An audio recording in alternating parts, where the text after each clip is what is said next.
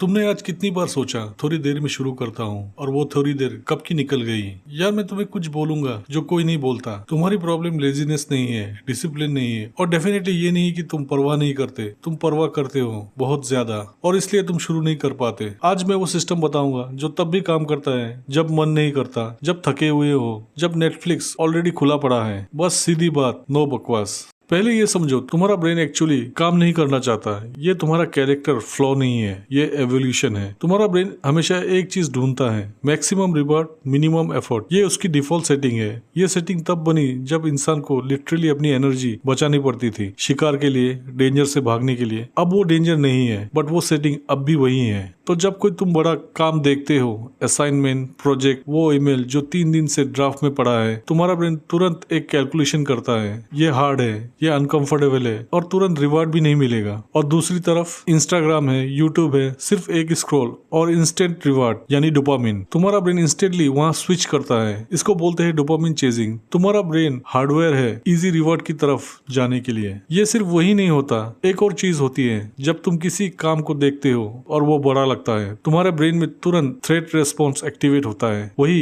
Amygdala, वही alarm. क्या होगा अगर मैं फेल हो गया? क्या होगा अगर ये अच्छा नहीं बना? लोग क्या सोचेंगे? और उस फियर से बचने के लिए सबसे इजी तरीका, शुरू ही मत करो। अगर तुमने शुरू नहीं किया तो तुम फेल भी नहीं हुए। तुम्हारा ब्रेन इसको प्रोटेक्शन समझता है। इसको बोलते हैं कॉग्निटिव फ्रिक्शन। काम शुरू करने की मेंटल कॉस्ट इतनी ज्यादा फील होती है कि ब्रेन सिंपली रिफ्यूज कर देता है। इसलिए मोटिवेशनल वीडियोस देख के भी अगले दिन वही होता है, क्योंकि तुम अपने ब्रेन के वायरिंग के अगेंस्ट लड़ रहे हो बिना किसी सिस्टम के।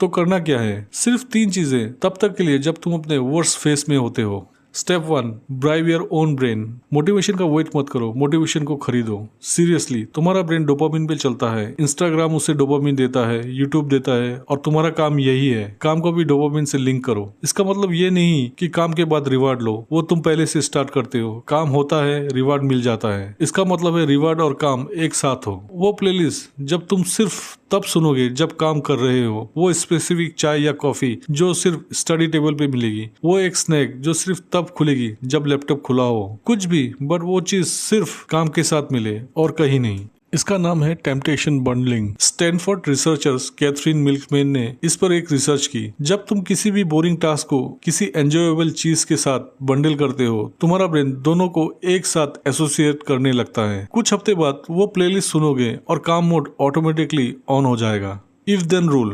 अगर कोई भी काम 2 दिन से ज्यादा पेंडिंग पड़ा है तो मैं पहले अपना काम वाला रिवार्ड सेट करूंगा। हेडफोन्स, चाय, जो भी हो, वो चीज रेडी होगी मेज पे, तब लैपटॉप खोलूंगा। पहले रिवार्ड फिर काम एक साथ। मोटिवेशन फीलिंग से नहीं होती, मैन्युफैक्चर करो उसे। Step 2, identity swap. ये वाला स्टेप थोड़ा अलग है बट ये सबसे पावरफुल है। जब तुम सोचते हो मुझे ये काम करना चाहिए, तुम्हारा ब्रेन ऑटोमेटिकली रेसिस्ट करता है। चाहिए एक प्रेशर वर्ड है और प्रेशर में ब्रेन पुशबैक करता है। जब तुम सोचते हो मैं वो बंदा हूँ जो काम करता है, गेम चेंज हो जाता है। फर्क समझो, मुझे एक्सरसाइज करनी चाहिए, गिल्ट ट्रिप, ब्रेन इससे भागता है। मैं एक ऐसा बंदा हूँ जो अपना ख्याल रखता है, आइडेंटिटी स्टेटमेंट, ब्रेन इससे अलाइन करना चाहता है। ये जेम्स क्लियर का कॉन्सेप्ट है, आइडेंटिटी बेस्ड हैबिट्स। तुम जो करते हो वो तुम्हारे एक्शंस नहीं होते, वो तुम्हारी सेल्फ इमेज होती है और सेल्फ इमेज चेंज होती है जब तुम डेलिबरेटली खुद को एक अलग तरह से डिफाइन करते हो। तो कल से जब भी कोई काम अवॉइड करने का मन हो, 1 सेकंड रुको और पूछो खुद से, वो बंदा जो मैं बनना चाहता हूँ वो अभी क्या करता? बस इतना। If then rule. अगर मैं किसी भी इंपॉर्टेंट काम से बार बार भाग रहा हूँ तो मैं एक लाइन लिखूंगा अपने फोन में, मैं वो बंदा हूँ जो ब्लैंक करता है, और वो लाइन मेरे फोन में वॉलपेपर होगा। 1 हफ्ते के लिए रिमाइंडर नहीं, आइडेंटिटी एंकर। तुम वो नहीं करते जो तुम्हें करना चाहिए, तुम वो करते हो जो तुम सोचते हो तुम हो। Step 3, kill the opening act. ये लास्ट स्टेप सबसे अंडररेटेड है। तुम जानते हो प्रोक्रास्टिनेशन एक्चुअली कब होता है? काम करते वक्त नहीं, शुरू करने से पहले।